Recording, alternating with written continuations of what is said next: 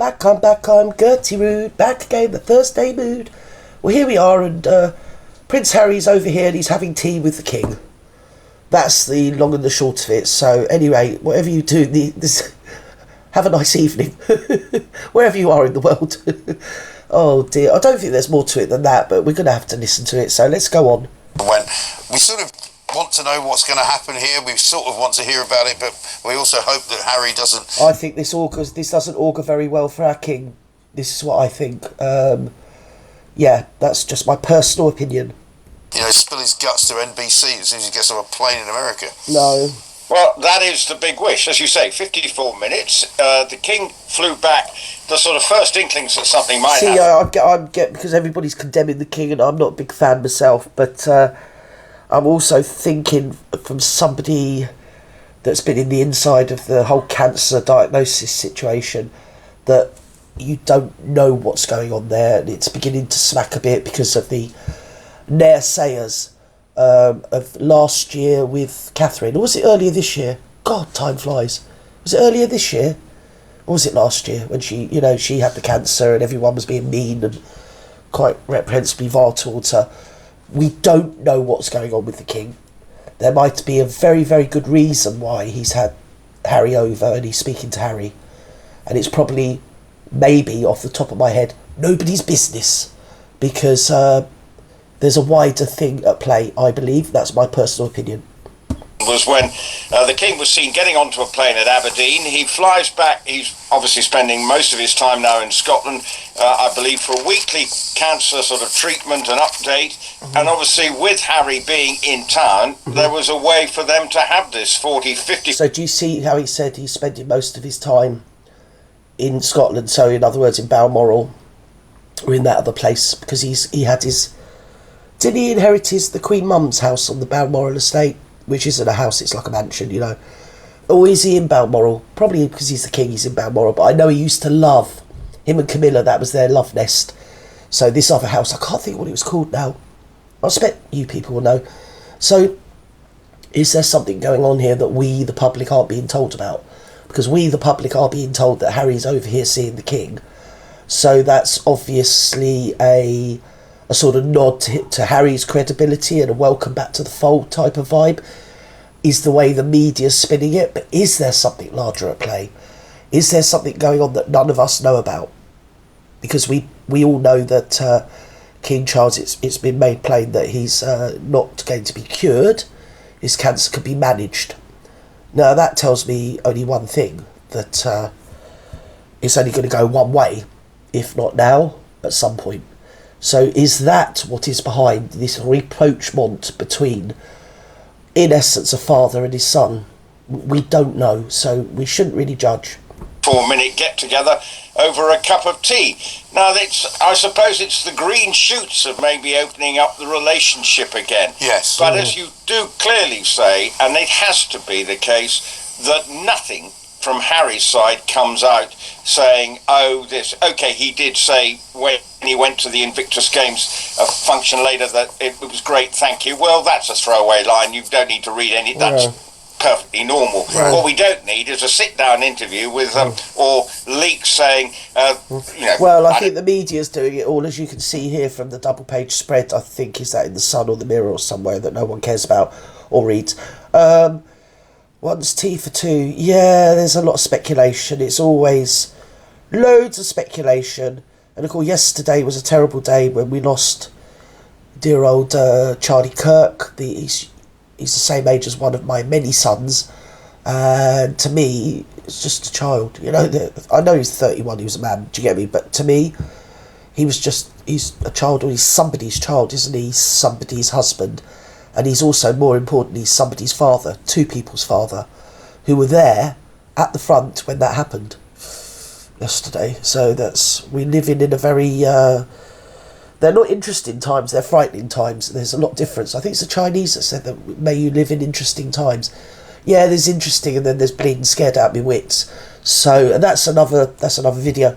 But what is going on here, we do not know.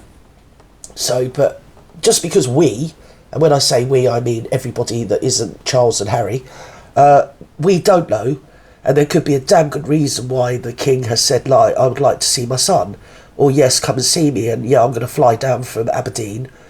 I'll be in London anyway, giving him the cancer treatment, which they've already pointed out that he does once a week. He flies from Scotland.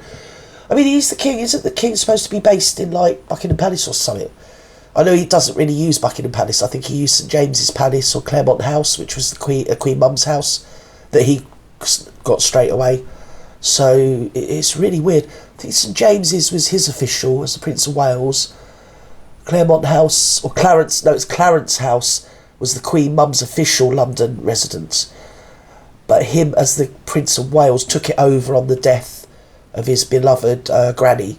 So I'm not sure whether it's St James's Palace. I suppose St James's is now the Prince of Wales, as in William's official London residence. Because it doesn't seem to happen in a lot in Buckingham Palace. It seems to be more, I don't know, a business place, if you get me, where they sort of wine and dine people and do a lot of stuff like that, like the investiture and giving medals and one thing and another. So an official place rather than a residence. Don't know what's going on. I mean, we shouldn't really say anything because, as I've said, we already know that his cancer has been declared incurable, inoperable, but manageable. Now, those are three different words, aren't they? So, we don't know. And I'd hate to think that it augurs badly, but personally, if you want my opinion, and I know nobody does, but I've got an opinion and it's my channel, I think there's something going on with Charles. There you go, I really do. You know, the king spurns me again or something. Right. I don't know. Not that I'm saying that's going to happen, but we don't want to hear anything about this meeting to rebuild the trust for Harry and his father. Yeah, and I mean, from what we understand, when he came... Yeah, but we're only speculating that the meeting was about that. When certain situations happen in a family, all acquaintance be forgot for the sake of Auld Lang Syne, isn't it, really? Do you get me? In that situation, people that usually may not have really got on, when situations get terminal, that's all forgotten. Because the great unknown and the mortality thing is bigger and vaster than petty little disagreements or whatever.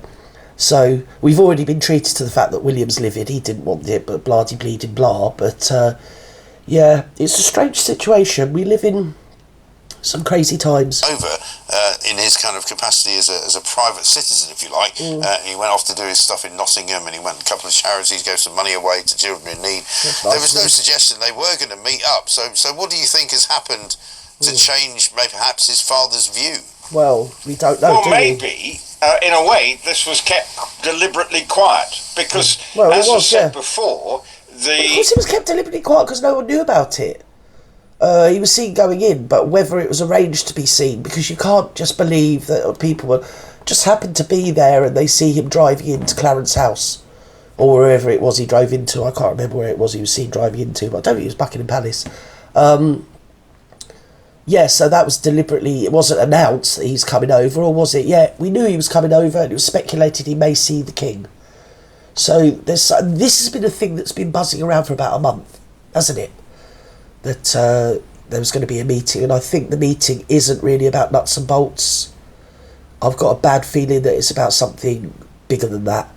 In other words, it's a father seeing his son because his father's in a certain condition, maybe, is a polite way. When Harry's tried to do that, maybe the King's Diary has not got the opportunity to meet. Yeah. So, but we have known for some time that Harry is coming over, and maybe, as I say, this might have been just something that had been engineered before and quietly done, and that is exactly the sort of thing we need to happen. That I don't believe it would have been just... But, I mean, what's the chances of all the paps were there? You know, so that... It's very superficial, isn't it? What is it I always say? It's Richard D. Hall always used to say, believe nothing that you hear and half of what you see. And that's very prescient now. I think, my opinion is that I think he's over here seeing his dad because his dad's not going to be around a lot longer. That's my personal opinion. I think I'm allowed to have that opinion. It's only because I've been on the inside of this whole cancer diagnosis drama and trauma So that's my own personal opinion. I can't see any other reason why all of a sudden, old Barry and what's her name, the Marklet, are all of a sudden. Well, he didn't bring her, did he? Do you know what I mean? He's not stupid, and I think it was even more prescient the fact that he was alone, because it was literally a father seeing his son that he hasn't seen for 19 months. It's debatable whether even at 19 months he saw him, in air quotes. I mean, yeah, he was there, but they weren't really father and son. So this was a sit-down talk as father and son. And I'm a bit worried that it's because things are drawing to a close for a certain other person, say the father. I mean, I don't know. None of us know, do we? But like they said, it's manageable rather than curable. It's not curable. So, yeah, you go. It's only a matter of time, isn't it? And I think he's had this cancer now for quite a while, isn't he? They keep giving him the treatment. There comes to a point when the treatment doesn't work anymore, or you've just all treatmented out. It is what it is.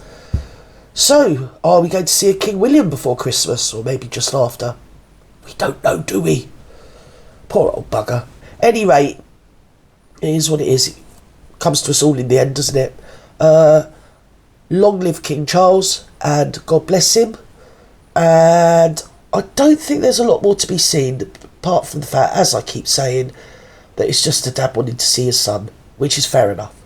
Because even if they are little bleeders, you still love them, don't you? They're still your little babies. You still remember them. They were in their nappies and, you know, all the cute little things they used to do. Even if they do grow up to be right snarks. Wherever you are in the world, have a great evening. Bye-bye.